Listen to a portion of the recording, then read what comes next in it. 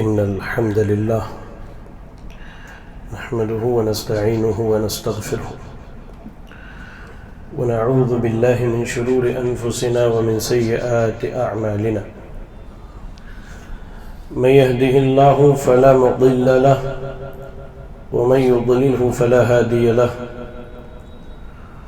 وأشهد أن لا إله إلا الله وحده لا شريك له وأشهد أن محمدًا عبده ورسوله يا أيها الذين آمنوا اتقوا الله حق تقاته ولا تموتن إلا وأنتم مسلمون يا أيها الناس اتقوا ربكم الذي خلقكم من نفس واحدة وخلق منها زوجها وبث منهما رجالا كثيرا ونساء واتقوا الله الذي تساءلون به والأرحام إن الله كان عليكم رقيبا يا أيها الذين آمنوا اتقوا الله وقولوا قولا سديدا يصلح لكم أعمالكم ويغفر لكم ذنوبكم ومن يطع الله ورسوله فقد فاز فوزا عظيما أما بعد فإن أصدق الحديث كتاب الله وأحسن الهدي هدي محمد صلى الله عليه وسلم وشر الأمور محدثاتها وكل محدثة بدعة وكل بدعة ضلالة وكل ضلالة في النار أعوذ بالله السميع العليم من الشيطان الرجيم بسم الله الرحمن الرحيم واعتصموا بحبل الله جميعا ولا تفرقوا رب اشرح لي صدري ويسر لي أمري واحلل عقدة من لساني يفقهوا قولي اللهم لا حول ولا قوة إلا بك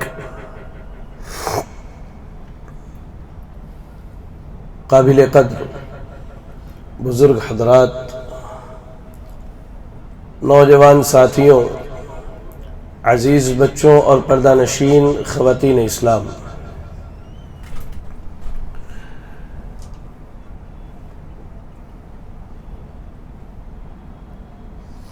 یہ اللہ رب العالمین کا فضل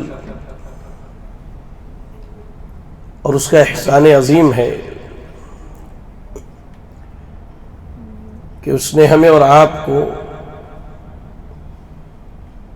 جمعہ کے دن جیسی عظیم نعمت سے نوازا ہے، اور اس دن کی نعمت پر اللہ رب العالمین کا جتنا بھی شکر ادا کیا جائے وہ کم ہے۔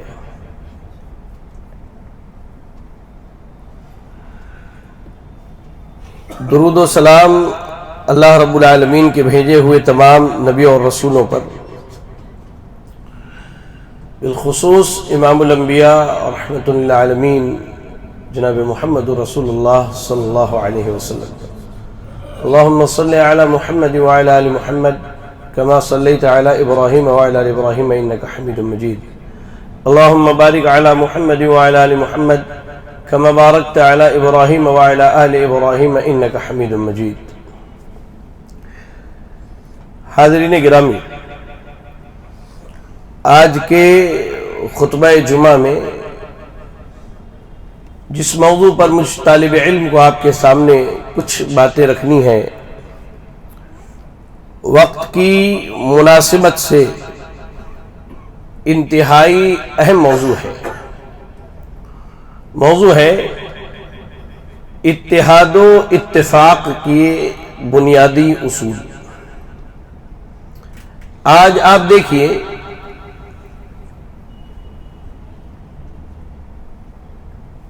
عمومی طور پر پوری دنیا میں اور خصوصی طور پر ہمارے اس ملک عزیز میں اس طرح کے دلکش نعرے بلند کیے جا رہے ہیں کہ مسلمانوں کو ایک ہو جانا چاہیے، مسلمانوں کو متحد ہو جانا چاہیے، آپسی مذہبی اور مسلکی اختلافات کو ختم ہو کر کے ایک پلیٹ فارم پر آ جانا چاہیے۔ اور اس سے بڑا ایک اور نعرہ کہ شیعہ اور سنی اتحاد پوری دنیا کے اندر وقت کی سب سے اشد اور اہم ضرورت ہے۔ بہرحال انشاءاللہ انہی چند چیزوں پر قرآن و سنت کی روشنی میں آپ کے سامنے کچھ باتیں رکھنے کی کوشش کروں گا۔ میں اللہ سے دعا کرتا ہوں کہ اللہ تعالیٰ مجھے حق کہنے کی توفیق عطا فرمائے، آمین۔ میرے بھائیوں اور میری بہنوں، اتحاد کی جو دعوت دی جا رہی ہے، اگر آپ واقعی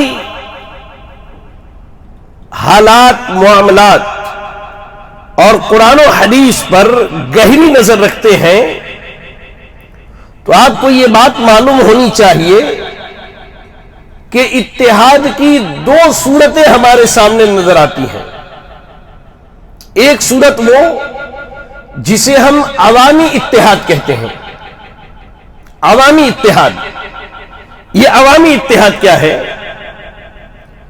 اتحاد کا عوام میں، عام لوگوں میں وہ معنی اور مفہوم جسے یا تو لوگوں نے بنا لیا ہے یا میڈیا کے ذریعہ یا امن کمیٹیز جو ہیں ان کے ذریعہ مسلمانوں میں عام کیا جا رہا ہے۔ اور اس کی بنیاد کیا ہے کہ تمام مسالک کے مسلمان، حتیٰ کہ شیعہ سنی سب ایک اسٹیج پر آ کے جمع ہو جائے اور اس اسٹیج کے بعد وہ اپنے عقائد کے جو حامل ہیں وہ عقیدہ رکھیں، جن معاملات کے وہ داعی ہیں اس کی دعوت دیتے رہیں۔ اس اسٹیج سے جانے کے بعد ایک دوسرے پر کفر کے، خارجیت کے اور کہہ لیجئے کہ شرک کے فتاوے جڑتے رہیں، جس کو عام زبان میں کہتے ہیں کہ اپنا مسلک چھوڑو نہیں اور کسی کا مسلک چھیڑو نہیں۔ یہ عوامی مفہوم ہے اتحاد کا کہ ہر آدمی اپنے مسلک پر رہتے ہوئے، ہر آدمی اپنے مسلک، اپنے عقیدہ، اپنے منہج پر رہتے ہوئے ایک پلیٹ فارم پر جمع ہو جائے۔ جب یہاں جمع ہو تو کوئی ایک دوسرے کے خلاف بات نہ کرے، لیکن جیسے یہاں سے نکلے اپنی اپنی اسٹیجوں سے ایک دوسرے کے کافر ہونے کے فتوے، مشرک ہونے کے فتوے، خارجی ہونے کے فتوے، جہنمی ہونے کے فتاوے داغتے رہے۔ یہ عوامی مفہوم ہے اتحاد کا جو ہمارے یہاں رائج ہے، اور اسی اتحاد کی دعوت دی جاتی ہے کہ سارے لوگ، یعنی جس کو ہم اپنی زبان کہتے ہیں چوچو کا مربع، سارے لوگ اکٹھا ہو جائے ایک اسٹیج پر اور سب متحد ہو جائے۔ جی، حاتم اللیل کی طرح، رات میں لکڑی چننے والے کی طرح، جو اپنی ٹوکری میں لکڑی بھی لے آئے، رسی بھی لے آئے اور سانپ بھی اٹھا کر کے لے آئے۔ اس طرح کی اتحاد کی بات کی جاتی ہے، یہ عوامی اتحاد ہے۔ اب اس کے بالمقابل ایک شرعی اتحاد ہے، جس کو پہلے واضح کر دوں، اس کے بعد اس کے دلائل دیتا ہوں۔ شرعی اتحاد کیا ہے کہ دنیا کے تمام مسلمان، دنیا کے کسی کونے میں، خطے میں، حصے میں بسنے والے ہوں، آپس میں ایک دوسرے سے الفت و محبت کرنے والے ہوں، اور سب اپنے اپنے جھنڈے اور اپنے اپنے بڑوں کو چھوڑ کر قرآن و سنت کے جھنڈے کے نیچے جمع ہو جائیں۔ یہ شرعی اتحاد ہے۔ سارے لوگوں کی سوچ، ان کی فہم، ان کی عقل اور ان کی دعوت قرآن و سنت ہونی چاہیے، اور وہ اتحاد کے نام پر قرآن اور سنت کی اتباع کرنے والے ہوں۔ آپس میں اگر کوئی اختلاف ہو جائے تو اس اختلاف کا حل قرآن و حدیث میں تلاشیں، اور قرآن و حدیث سے جو دلائل مل جائے اس دلیل کو مان لیں۔ اپنی اپنی رسیوں کو چھوڑ کر اللہ کی رسی کو مضبوطی سے تھام لے، یہ اصل شرعی اتحاد ہے۔ لیکن اس کی ہمارے یہاں دعوت نہیں دی جاتی ہے، ہمارے یہاں عوامی اتحاد کی دعوت دی جاتی ہے کہ آپ آئیے، ہم آپ کے مسلک کو چھیڑتے نہیں، آپ اپنا مسلک چھوڑیے نہیں۔ لیکن شرعی اتحاد کیا ہے کہ ہم میں سے ہر آدمی کو اپنا مسلک، اپنا جھنڈا، اپنے بڑے، اپنے بزرگ، سب کو ترک کر کے قرآن و سنت کی بنیاد پر اتحاد کرنا ہوگا، یہی شرعی اتحاد ہے جس کی کتاب و سنت نے دعوت دی ہے۔ اب آپ آئیے، آپ دیکھیں عہد صحابہ میں اختلافات ہوئے، اللہ کے نبی صلی اللہ علیہ وسلم کے اصحاب کے زمانے میں اختلافات ہوئے، لیکن نہ ان میں سے کسی نے اپنا کوئی مذہب بنایا، نہ کسی نے مسلک بنایا، نہ اپنی مسجد تعمیر کر لی، جی یاد رکھیں اس چیز کو، نہ ان کے مذاہب بنے، نہ ان کے مسالک بنے، بلکہ اختلاف کے بعد دلیل مل جانے پر ساری چیزوں کو بالائے طاق رکھ کے دلیل کے تابع فرمان ہو جاتے اور امت کے اتحاد کو باقی رکھتے، اس کو توڑتے نہیں۔ اور آج اتحاد کی یہی صورت ممکن ہے، آج اتحاد کی یہی صورت ممکن ہے کہ جتنے سنی مسالک ہیں ان تمام مسالک کے افراد کو اللہ اور اس کے رسول کے لیے، اللہ اور اس کے رسول کے نام پر قرآن و سنت کی پیروی کرتے ہوئے متحد ہونا ہوگا، اکٹھا ہونا ہوگا، جمع ہونا ہوگا، ورنہ ہر آدمی اپنے مسلک کی دعوت دے، ہر آدمی اپنے قوم کی طرف بلائے، کوئی کسی شہر کی طرف، کوئی کسی بزرگ کی طرف، کوئی کسی عالم دین کی طرف، کوئی کسی کی شریعت کی طرف، کوئی طریقت کی طرف، اتحاد ممکن نہیں ہے، اتحاد ممکن نہیں ہے۔ یہ وہی اتحاد ہوگا کہ سارے لوگ ایک جگہ جمع ہو تو متحد ہیں، پھر منتشر ہوئے ایک دوسرے پر کفر کے فتوے دینے لگے۔ لیکن اتحاد کب ممکن ہوگا؟ کہ جب دلوں کو صاف کر کے صرف اللہ رب العالمین کی رضا کے لیے قرآن و سنت پر سارے مسلمان متحد ہو جائے، انشاءاللہ اس امت کے اندر اتحاد آ جائے گا۔ اور اس کی سینکڑوں مثالیں آپ کو صحابہ اکرام رضی اللہ تعالیٰ عنہ کی زندگی میں ملیں گی۔ آپ دیکھیں پیارے نبی صلی اللہ علیہ وسلم کی وفات ہوئی، صحابہ میں اختلاف ہو گیا کہ آپ کو کہاں دفن کیا جائے، آپ کو کہاں دفن کیا جائے۔ ایسے ہی آپ کی وفات کے بعد اختلاف ہوا کہ خلیفہ کون ہوگا، کئی سارے مسائل آپ کی وفات کے بعد اٹھے، لیکن جیسے ان کے سامنے یہ بات بیان کی گئی کہ اللہ کے رسول نے یہ فرمایا ہے، قرآن مجید میں یہ چیز موجود ہے، اللہ کے نبی کے فرمان میں یہ ہے، سب نے اپنی رائے، اپنے مزاج، اپنی طبیعت کو ترک کیا اور متحد ہو گئے، امت کے اتحاد کو کبھی توڑا نہیں، اس کو پارا پارا ہونے نہیں دیا میرے بھائیو۔ تو یاد رکھیں شرعی اتحاد کی جو بنیاد ہے وہ اللہ کی رضامندی کے لیے قرآن و سنت پر متحد ہونا ہوگا۔ عوامی اتحاد کی جو دعوت دی جاتی ہے اس کی کتاب و سنت کے اندر کوئی دلیل نہیں ملتی ہے، بلکہ یہ اختلاف، فساد اور فساد پر فساد بڑھانا ہوا میرے بھائیو۔ آئیے چند دلائل کا ملاحظہ کیجیے، قرآن مجید پڑھیے، اللہ رب العالمین نے اتحاد کی دعوت دیتے ہوئے سورہ انعام کی آیت نمبر 159 میں اللہ نے کہا ان الذین فرقوا دینہم وکانوا شیعا لست منہم فی شیء۔ اے میرے حبیب، اے میرے نبی، جنہوں نے دین کے ٹکڑے ٹکڑے کر لیے اور گروہوں میں بٹ گئے، ان سے آپ کا کوئی تعلق نہیں ہے۔ اللہ تعالیٰ منتشر ہونے والوں سے اپنے نبی کی بیزاری کا اعلان کرتا ہے کہ جو لوگ اصل جو جماعت تھی، غور سے سنیں، جی ہاں ایک نقطہ آیا ہے تو میں کہہ لوں، ایک نقطہ واضح کر دوں، آپ سمجھ لیجیے۔ اصل جماعت جو تھی وہ صحابہ کی جماعت، غور سے سنیں اس نقطے کو، صحابہ کی جماعت۔ وہ حدیث آپ کو معلوم ہے پیارے نبی صلی اللہ علیہ وسلم نے کیا کہا؟ یہود و نصارہ 72 فرقوں میں بٹیں گے، میری امت 73 فرقوں میں بٹیں گے، سارے کے سارے جہنم میں جائیں گے سوائے ایک کے۔ کہا ہے الجماعت، وہ جماعت ہوگی، وہی متحد جماعت ہے، اسی کی بات کی، وہ متحد جماعت ہے، وہ صحابہ کی جماعت ہے۔ صحابہ، تابعین، تبع تابعین، ائمہ دین، محدثین جس راہ پر چلتے آئے، اب یہ جو اصل ہے، اس اصل سے جتنے لوگ کٹ گئے وہ اصل منتشر ہوئے، اور اسی اصل پر قرآن و حدیث پر جو باقی رہے الحمدللہ وہ آج بھی قرآن و حدیث پر باقی ہے۔ تو اصل جماعت سے جو منتشر ہو گئے، جنہوں نے اپنے آپ کو کاٹ لیا، اپنے آپ کو الگ کر لیا، اللہ اپنے نبی سے کہہ رہا ہے کہ اے نبی آپ کہہ دیجئے ان منتشر ہونے والوں سے آپ کا کوئی تعلق نہیں ہے۔ مزید پڑھیں آپ سورہ آل عمران کی آیت نمبر 103 پڑھیے، اللہ نے کیا کہا وَاعْتَصِمُوا بِحَبْلِ اللَّهِ جَمِيعًا وَلَا تَفَرَّقُوا، کہا کہ اے لوگو اللہ کی رسی کو مضبوطی سے تھام لو۔ اور پیارے نبی صلی اللہ علیہ وسلم کہتے ہیں کہ اللہ کا کلام جو ہے قرآن مجید یہ اللہ کی رسی ہے، اس کا ایک سرا تمہارے پاس ہے اور دوسرا سرا اللہ کے پاس ہے۔ وَاعْتَصِمُوا بِحَبْلِ اللَّهِ جَمِيعًا، اللہ کی رسی کو مضبوطی سے تھام لو، یہ بنیاد بتائی جائے، یہ اصول بتایا جا رہا کہ اتحاد تبھی ممکن ہوگا جب سارے لوگ مل کے مضبوطی سے اللہ کی رسی کو تھام لیں۔ کہا ولا تفرقوا، اور فرقوں میں نہ بٹ جاؤ، جماعتوں میں نہ بٹ جاؤ، اختلاف نہ کرو۔ مزید اللہ نے آگے چل کے کیا کہا؟ وَاذْكُرُوا نِعْمَةَ اللَّهِ عَلَيْكُمْ إِذْ كُنْتُمْ أَعْدَاءً فَأَلَّفَ بَيْنَ قُلُوبِكُمْ فَأَصْبَحْتُمْ بِنِعْمَتِهِ إِخْوَانًا وَكُنْتُمْ عَلَى شَفَا حُفْرَةٍ مِّنَ النَّارِ فَأَنْقَذَكُم مِّنْهَا۔ اللہ کہہ رہا ہے کہ اللہ کی نعمت کو یاد کرو جب اختلاف کی وجہ سے تم ایک دوسرے کے دشمن تھے تو اللہ نے تمہارے دلوں میں ایک دوسرے کی محبت ڈال دی، ایک دوسرے کی محبت اللہ میں ڈال دی، دلوں کو تمہارے صاف کیا، اور وہ دشمنی ایسی دوستی میں بدلی کہ جس کو اسلام نے اخوت اور اسلامی بھائی چارہ کا نام دیا۔ تو یاد رکھے اللہ نے کہا وَاعْتَصِمُوا بِحَبْلِ اللَّهِ جَمِيعًا وَلَا تَفَرَّقُوا، کہا کہ اللہ کی رسی کو مضبوطی سے تھام دو۔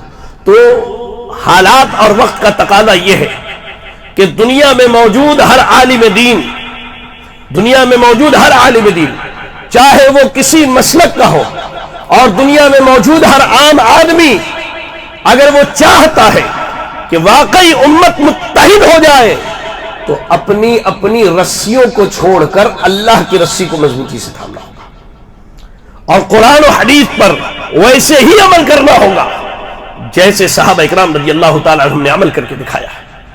اللہ نے ان کا اسوہ، ان کا نمونہ اور ان کی مثالیں اللہ رب العالمین نے قرآن مجید کے اندر پیش کی ہیں۔ میرے بھائیو آپ دیکھیں اللہ رب العالمین سورہ ال عمران کی آیت نمبر 105 میں فرماتا ہے وَلَا تَكُونُوا كَالَّذِينَ تَفَرَّقُوا وَاخْتَلَفُوا مِن بَعْدِ مَا جَاءَهُمُ الْبَيِّنَاتُ، ان لوگوں کی طرح نہ ہو جاؤ۔ یہاں موجود ہر آدمی دل کے کان سے سنے، کہا ان لوگوں کی طرح نہ ہو جاؤ جو اختلاف کر کے آپس میں جدا جدا ہو گئے، حالانکہ ان کے پاس دلیل آ چکی تھی۔ ہمارے پاس اللہ کی رسی موجود ہے، قرآن مجید۔ اللہ نے یہود و نصارہ کی مثال دی، ان کے پاس ان کے انبیاء آئے، ان کی کتابیں آئیں، لیکن ان لوگوں نے کیا کیا؟ نبیوں پر اور اللہ کی کتاب پر اختلاف کیا، اور اپنی پارٹیاں، اپنی جماعتیں، اپنے گروہ، اپنے مسلک اور اپنے مشرب بنا لیے۔ اللہ ہمیں نصیحت کر، امت محمدیہ کو اللہ تعالیٰ خبردار کر وَلَا تَكُونُوا كَالَّذِينَ، ان کے طرح نہ ہونا جن لوگوں نے دلیل کے آ جانے کے بعد اختلاف کر کے اپنی اپنی پارٹیاں بنا لی۔ تو یہاں اللہ یہی کہہ رہا ہے کہ تمہارے پاس دلیل موجود ہے، قرآن موجود ہے، اللہ کے نبی کی سنتیں موجود ہیں، صحابہ کا طریقہ موجود ہے، ساری چیزوں کو چھوڑ دو، قرآن و سنت پر آ جاؤ، ویسے جیسے صحابہ آئے تھے، تمہارا اتحاد ہو جائے گا۔ اپنے مسلک اور اس کی دعوت کو بالائے طاق رکھو، تب اللہ رب العالمین اس امت کے اندر اتحاد کی توفیق عطا فرمائے گا۔ اللہ نے کیا کہا؟ سورۃ الشورى پڑھیے، اللہ رب العالمین نے کہا وَمَا تَفَرَّقُوا إِلَّا مِن بَعْدِ مَا جَاءَهُمُ الْعِلْمُ بَغْيًا بَيْنَهُمْ، کہا کہ علم آ جانے کے بعد صرف ظلم اور دشمنی کی وجہ سے ایک دوسرے سے الگ ہو گئے، ایک دوسرے۔ آج ہمارا عالم کیا ہے؟ کیا علماء قرآن نہیں پڑھتے؟ کیا علماء حدیث نہیں پڑھتے؟ لیکن یہ صرف ظلم ہے، مسلکی دشمنی ہے، یہ مسلکی مفاد ہے کہ آج ایک دوسرے کو کافر، خارجی، منافق، مشرک کے فتاوے داغے جا رہے ہیں، اختلاف کو ہوا دیا جا رہا ہے، اتحاد کی دعوت نہیں دی جا رہی ہے، اور اتحاد کی دعوت دی جا رہی ہے تو وہ عوامی اتحاد کی دعوت دی جا رہی ہے جہاں سب صحیح ہے۔ اللہ اکبر، سب صحیح ہے۔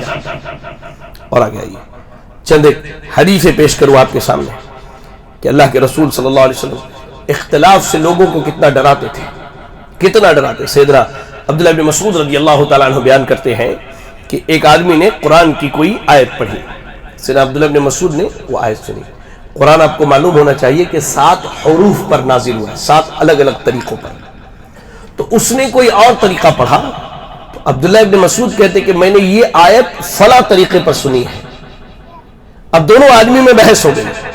سیدنا عبداللہ بن مسعود اس آدمی کو لے کے پیارے نبی صلی اللہ علیہ وسلم کے دربار میں پہنچے، اللہ کے نبی کے سامنے بات رکھی تو اللہ کے نبی کے چہرے سے ناراضگی کا اظہار ہوا، اور اس کے بعد آپ نے کہا کلاکما محسن، تم دونوں جو ہو اچھے ہو، ولا تختلفوا، اختلاف نہ کرو، اختلاف نہ کرو۔ کیا کہا؟ فإن من كان قبلكم اختلفوا فهلكوا، اس لیے کہ تم سے پہلے جو لوگ تھے انہوں نے اختلاف کیا، اللہ رب العالمین نے ان کو ہلاک و برباد کر دیا۔ آپ پڑھیں پیارے نبی صلی اللہ علیہ وسلم جو نماز کی، آج تو ہمارے یہاں لوگ نمازوں میں قدم سے قدم ملانے سے ڈرتے ہیں، بیچارے ڈرتے ہیں، سال بھر سوشل ڈسٹینسنگ میں نماز پڑھتے ہیں، ان کو یہ نہیں معلوم ہے کہ اللہ کے نبی کی سنت کیا ہے۔ پیارے نبی کھڑے ہوتے کہتے استو، کہتے کہ سیدھے ہو جاؤ، ولا تختلفوا، صف میں اختلاف نہ کرو، قدموں سے قدم، کاندھے سے کاندھا، جی گھٹنے سے گھٹنا، ٹخنے سے ٹخنا ملا کے کھڑے ہو جاؤ۔ ہمارے یہاں لوگ کہتے نہیں، ہمارا امام کچھ اور کہتا ہے، ہمارا مسلک کسی اور چیز کی دعوت دیتا ہے۔ اللہ کے نبی کہہ رہے یہاں سے اختلافات شروع ہوتے ہیں، کہا کہ استو، سیدھے ہو جاؤ، ولا تختلفوا، صف میں اختلاف نہ کرو، ورنہ اللہ رب العالمین تمہارے دلوں کو مختلف کر دے گا۔ اور یہی عالم ہے، نماز کے صف میں کھڑے ہوتے ہیں، ہمارا دل نہیں ملتا ایک دوسرے سے۔ اگر دو آدمی قدم سے قدم ملا کے کھڑے ہو گئے، بازو والا ایسے جھانک کے دیکھتا ہے کہ پتہ نہیں یہ کون سا نمازی ہماری مسجد میں آ گیا، اللہ اکبر۔ اور اب تو مسجدیں بھی اپنی اپنی ہو گئی ہیں، جی مسجدوں کے باہر بورڈ آویزہ کیے جاتے ہیں، اس میں فلاں مسلک کا داخل، یہ سارے مسلکی ڈھکوچلے ہیں، اللہ کی قسم یہ مسلکی ڈھکوچلے ہیں لوگوں کے۔ آپ سنیں سیدنا جابر بن عبداللہ رضی اللہ تعالیٰ عنہ کہتے ہیں کہ ایک دن اللہ کے نبی ہمارے پاس تشریف لائے اور دیکھا کہ لوگ ادھر ادھر تھوڑے تھوڑے بیٹھے ہیں اور آپس میں بات چیت کر رہے ہیں۔ اللہ کے نبی نے کہا مالی اراکم عزین، کہا کہ کیا بات ہے، میں دیکھ رہا ہوں کہ تم ایسے چھوٹے چھوٹے گروہوں میں بٹ گئے ہو، چھوٹے چھوٹے گروہوں میں بٹ گئے ہو۔ اللہ اکبر، اللہ کے نبی اختلاف سے اتنا ڈراتے تھے لوگوں کو۔ اور آپ سنیں ایک بڑی بڑی بڑی جامع حدیث، ابو ثعلبہ رضی اللہ تعالیٰ حدیث کے راوی کہتے ہیں ہم اللہ کے نبی کے ساتھ ایک دن سفر میں نکلے، ایک جگہ پڑاؤ کیا، پڑاؤ کرنے پر جو ہے ہم تھوڑے یہاں تھوڑے یہاں تھوڑے یہاں تھوڑے یہاں اپنے اپنے خیمے گاڑ لیے ہم نے اور خیمہ گاڑا۔ اللہ کے نبی صلی اللہ علیہ وسلم آئے اور آ کر کے کہا ان تفرقکم فی هذه الشعاب والادعیہ والاودیہ انما ذلکم من الشیطان، کہا کہ تمہارا اس گھاٹی میں تھوڑا یہاں تھوڑا یہاں تھوڑا یہاں جمع ہونا، یہ اختلاف در حقیقت شیطان کی طرف سے ہے۔ کہتے اس کے بعد ہم کبھی بھی سفر میں جاتے تو ایک دوسرے کے بازو میں خیمہ لگاتے، جس کو ہم اپنی زبان میں کہتے ہیں کہ ایک چادر کے نیچے سارے لوگ چلے آتے۔ واہ، اللہ کے نبی نے اتنا اختلاف سے ڈرایا ہے اور اتنا اتحاد کی دعوت دی ہے میرے بھائیوں، اس کے باوجود آج ہماری صفوں میں اتحاد نہیں ہو رہا ہے۔ اس کی سب سے بڑی اور بنیادی خرابی کیا ہے؟ وہ یہ ہے کہ آج ہم میں کا ہر آدمی قرآن حدیث کے علاوہ اپنے مسلک کو حق سمجھتا ہے۔ جی کڑوی بات ہے لیکن حقیقت یہی ہے، کسی کے سامنے قرآن و حدیث کے دلائل پیش کیجئے اور بتائیے کہ قرآن یہ کہتی ہے اور حدیث میں یہ کہا ہے، وہ آپ کی بات نہیں سنتا ہے، وہ سیدھا سیدھا کہتا ہے کہ ہمارے عالم صاحب کا یہ فتویٰ ہے، ہمارے امام صاحب یہ کہتے ہیں، ہمارے فلاں بزرگ نے یہ فرمایا، ہمارے فلاں عالم نے یہ کہا۔ اللہ اکبر، اللہ اکبر۔ آپ جب تک یہ بیماری نہیں سمجھیں گے کہ آپ کو حسد کی بیماری لگی ہوئی ہے، آپ کو اختلاف کی بیماری لگی ہوئی ہے، تب تک آپ علاج نہیں کر پائیں گے۔ اور امت میں اس اختلاف کا علاج کیا ہے؟ قرآن و سنت کی طرف پلٹ آنا۔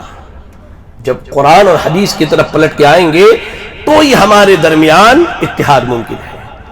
اب ایک حصہ جو تھا خطبے کا وہ یہ تھا کہ آج جو ہے بڑے بڑے نعرے لگائے جا رہے ہیں، بڑی بڑی باتیں کی جا رہی ہے کہ شیعہ اور سنی اتحاد ہو جانا چاہیے۔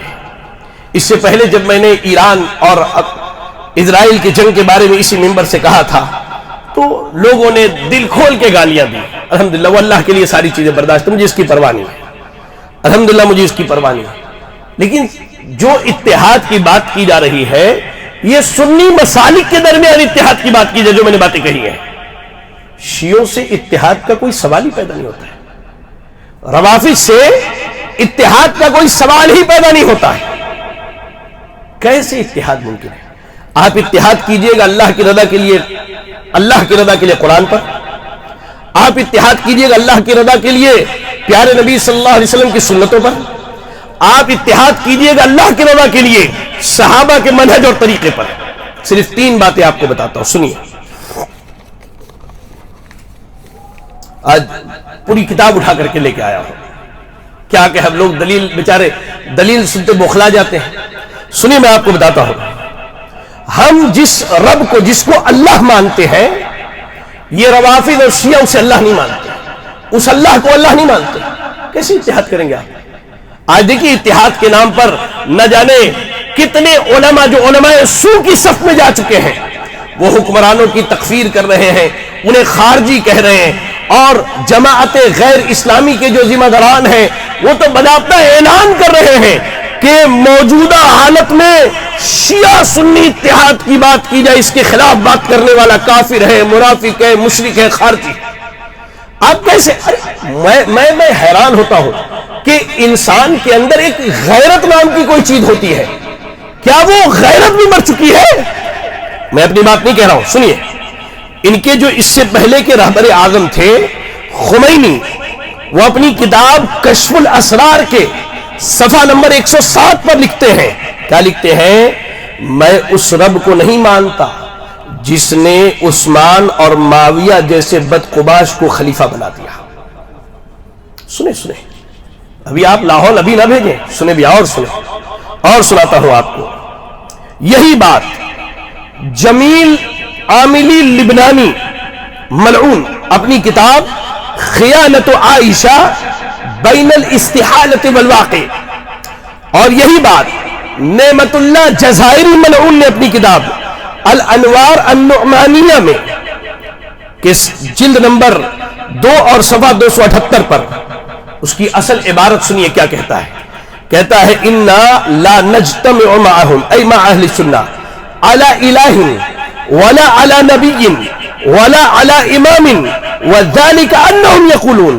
کہتا ہے کہ ہم اہل سنت کے ساتھ ایک رب پر اتفاق نہیں کر سکتے, نہ ایک نبی پر اور نہ ہی ایک امام پر, اس لیے کہ اہل سنت کہتے ہیں ان کا رب وہ ہے جس کا نبی محمد ہے اور اس کے بعد اس کا خلیفہ ابو بکر ہے, اور ہم شیعہ ایسے رب کو نہیں مانتے اور ایسے نبی کو بھی نبی نہیں کہتے جس رب کا نبی محمد ہو اور جس کا خلیفہ ابو بکر ہو. نہ وہ ہمارا رب ہے نہ وہ ہمارا نبی ہے.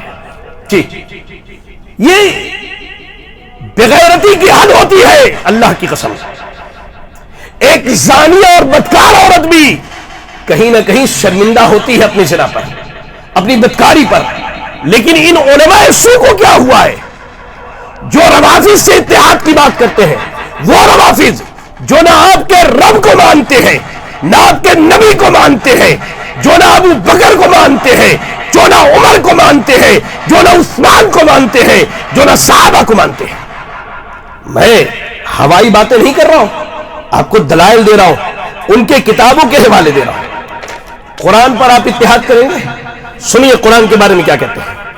قرآن کے بارے میں روافض کا عقیدہ یہ ہے کہ قرآن تحریف کیا جا چکا ہے. قرآن کے اندر میں نے یہاں سینکڑوں مثالیں ہیں میرے پاس, صرف ایک مثال دیتا ہوں.